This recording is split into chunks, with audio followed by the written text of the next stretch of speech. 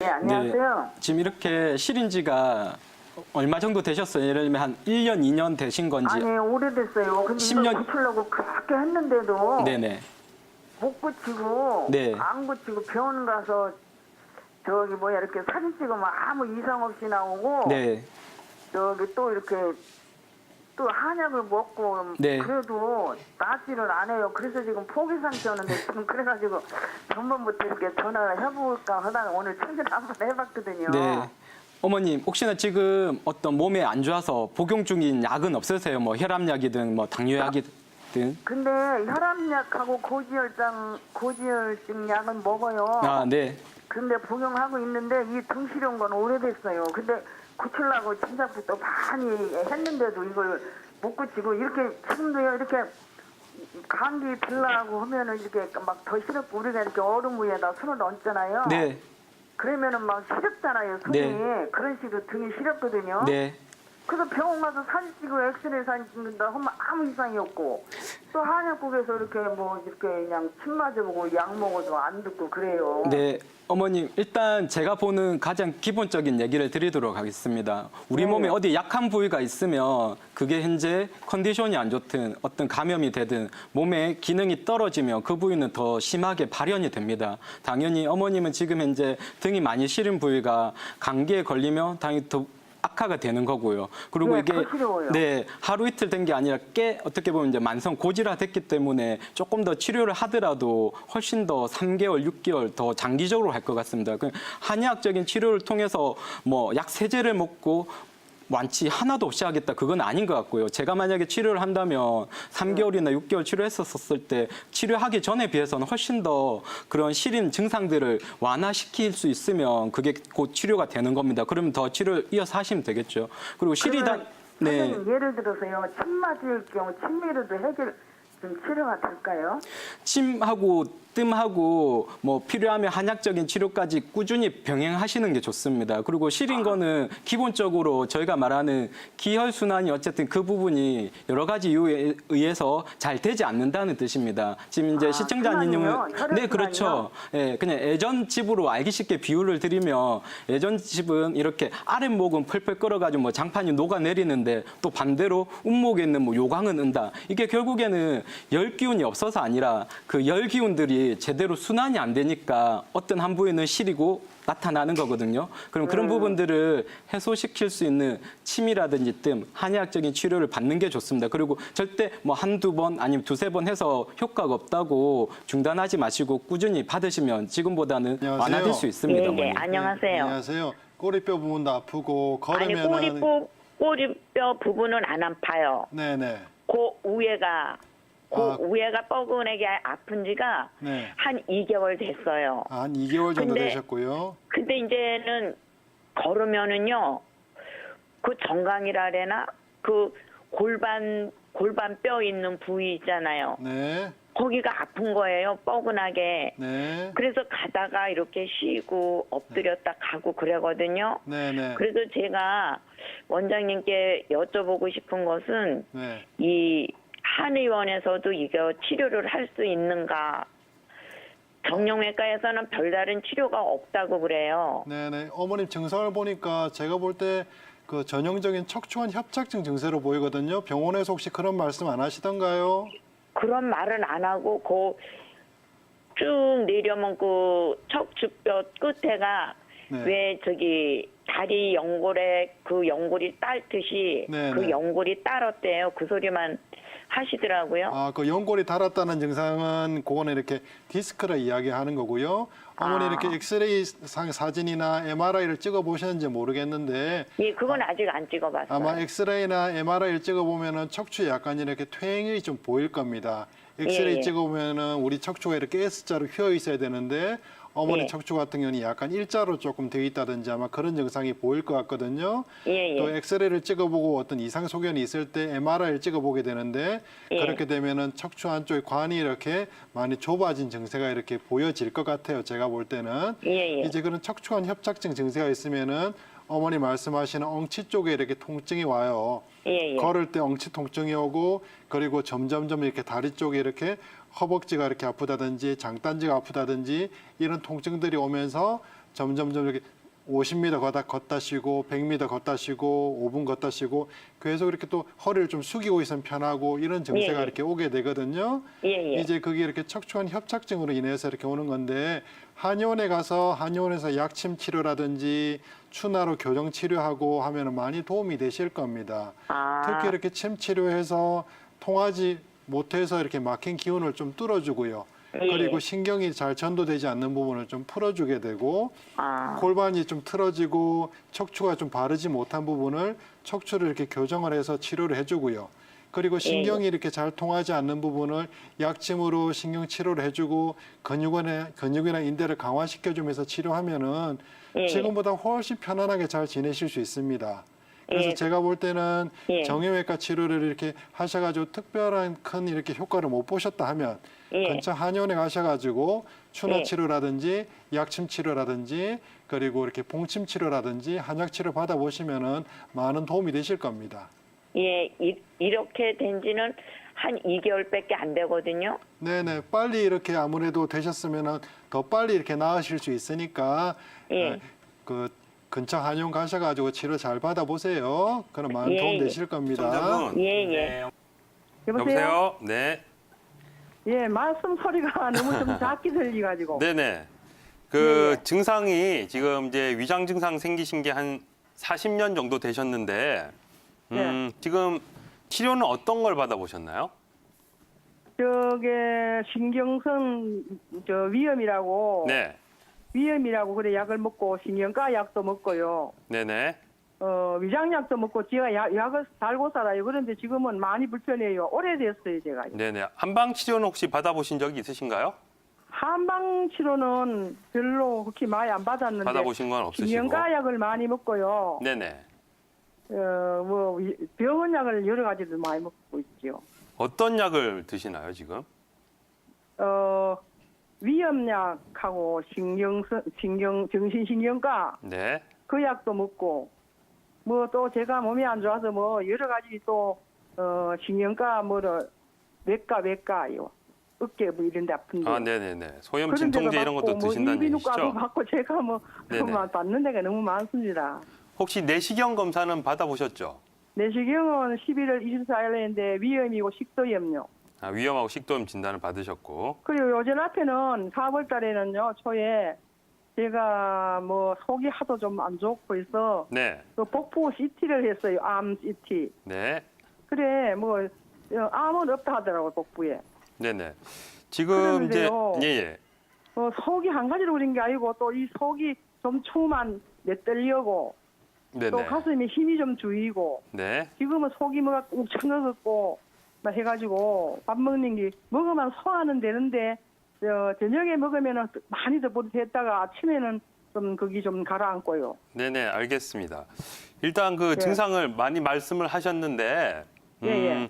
이 내시경상에서 특별한 그 위험 소견이 심하지 않다라고 하면은 예. 이제 그런 걸 보통 우리가 이제 일반적으로 신경성 위험 이렇게 얘기를 많이 하시는데 이제 예. 의사들은 이제 그런 거를 기능성 소화불량이라고 하거든요.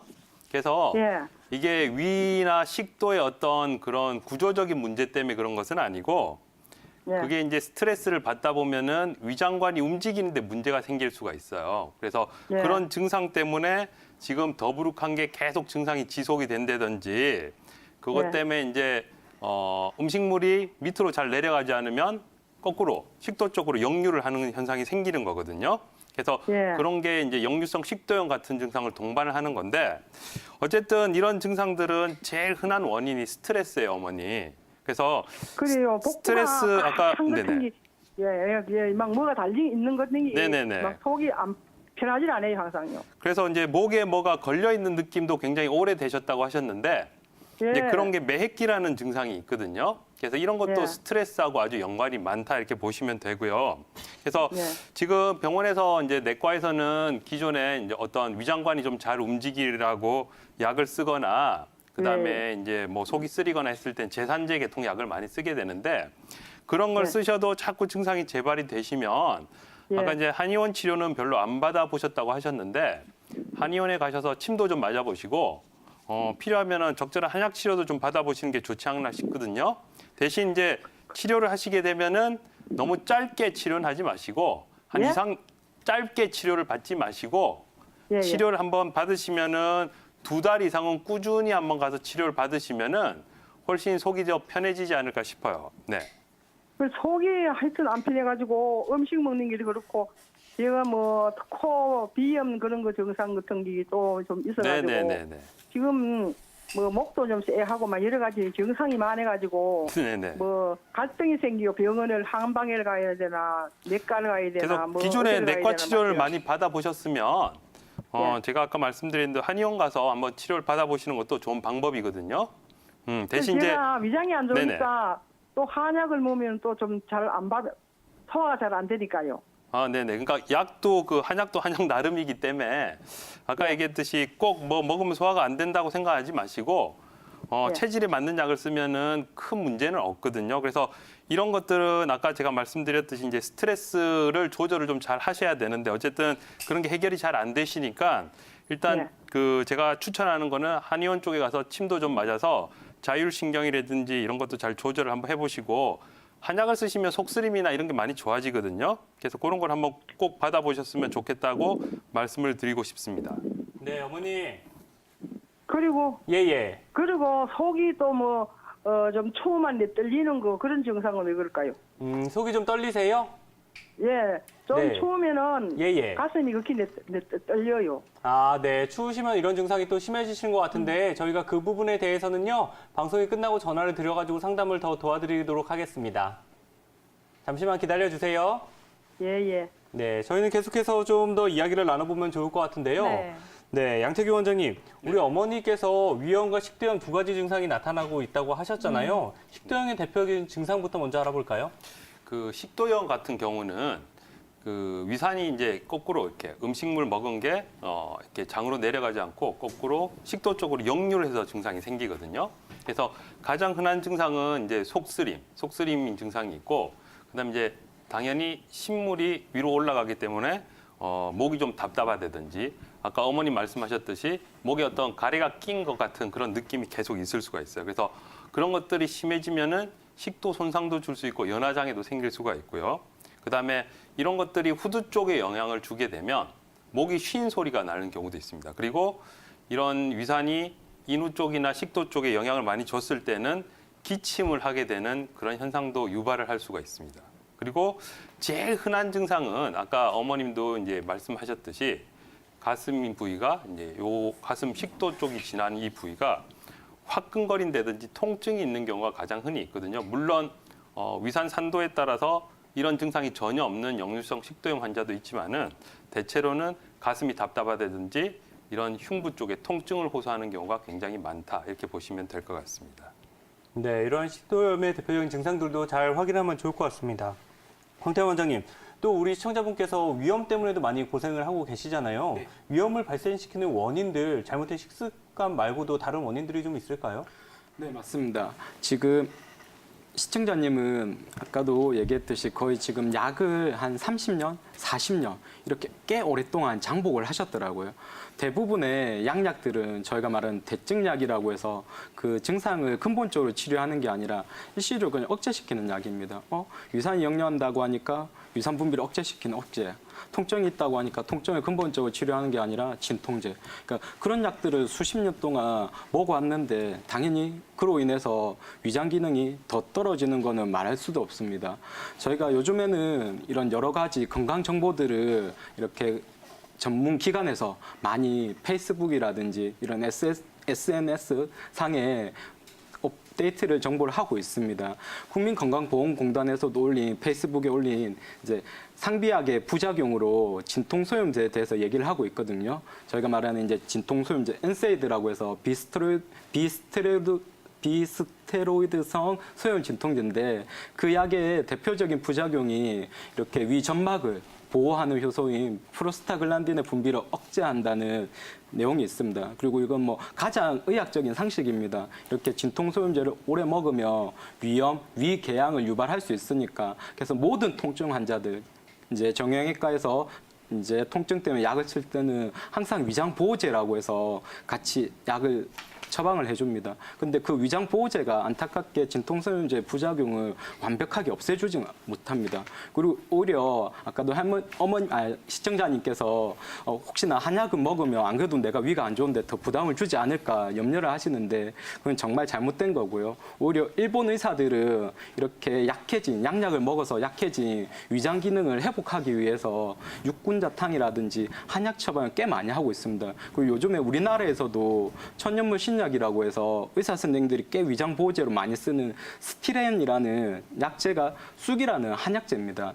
예, 그러니까 오히려 어머님의 지금 약해진 위 건강에 한약제는 꽤 많이 도움을 줄 수 있고요. 그리고 오히려 위염, 위궤양, 저희가 말하는 선천적으로 소화기, 비위가 약한 사람들한테 해로운 제일 첫 번째를 꼽으면 진통소염제 오남용을 항상 꼽거든요. 네. 그러니까 이제 어머님 말고도 혹시라도 이 방송을 시청하고 계신 뭐 위염이다, 위궤양이다, 신경성 위염이다, 뭔가 위가 불편하신 분들이 뭐 좋은 거 챙겨 드시려고 하시기보다는 저는 오히려 불필요한 소염 진통제 오남용을 줄이시는 게 훨씬 더 위 건강에 중요하다고 생각합니다. 네, 뭐 잘못된 식습관뿐만이 아니라 진통 소염제 오남용도 우리 위를 조금 더 힘들게 만들 수 있다라는 이야기를 그렇죠. 해주셨는데요. 자, 그렇다면 원장님, 이렇게 위장 기능이 전반적으로 떨어지신 분들이 한방 치료를 받았을 때 실제로 많은 개선 효과를 받을 수 있을까요? 네, 맞습니다. 지금 이제 전 세계적으로 이렇게 한방적인 치료, 침이라든지 뜸, 한약 치료를 저희가 말하는 미국, 유럽 꽤 많이 활용을 하고 있습니다. 특히나 이렇게 위장 기능이 떨어진 대표적인 환자들 꼽으면 항암 치료를 받은 암 환자들을 꼽습니다. 그분들은 어쩔 수 없이 항암 치료 받다 보니까 그에 따른 부작용으로 부역이나 구토, 탈모 등이 생기죠. 그럼 뭐 우리나라뿐만이 아니라 전 세계 항암 치료를 받은 모든 환자들이 그렇습니다. 그래서 세계 최고의 암센터에서도 지금 그런 부작용들을 완화하기 위해서 그에 대한 보완적인 치료법으로서 한방적인 치료, 침을 많이 활용하고 있습니다. 지금 이제 자막 이제 옆에 그림으로도 나오고 있는데요. 미국 뉴욕에 위치하고 있는 메모리얼 슬론 캐터링이라는 세계 최고의 암센터에서도 이렇게 동영상이라든지 여러 가지 홍보물을 만들어서 이렇게 항암 치료의 부작용 완화하는 요법으로 침 치료를 했더니 통증을 감소시킨다든지 그리고 정성적인 안정을 준다든지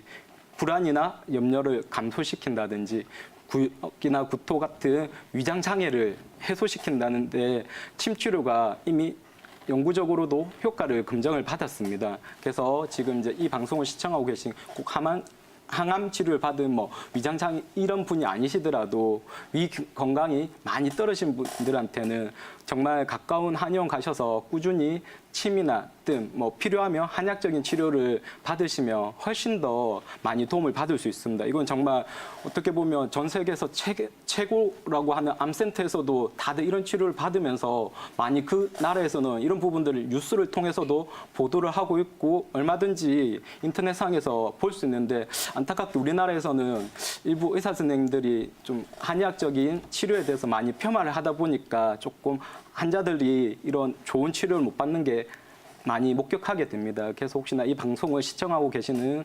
시청자님들께서도 위장 장애가 있어서 많이 불편함을 겪고 있다. 아니면 이제 항암 치료 후에 현재 위장 기능이 많이 떨어져서 고생하시는 분이 있다면 꼭 가까운 한의원 가셔서 침이라든지 등 한방적인 치료를 받으시면 그 전에 있는 건강 컨디션을 회복하시는데 많은 도움을 받으실 수 있습니다. 네, 위장 기능이 떨어지신 분들 침이나 뜸 치료 또 한약 치료를 통해서 이 기능을 좀 개선시켜 보면 좋을 것 같은데요. 앞서서 양태규 원장님께서 가장 큰 원인은 스트레스다라고 언급을 해주셨는데 스트레스 관리와 함께 생활 습관 어떻게 관리하면 좋을까요?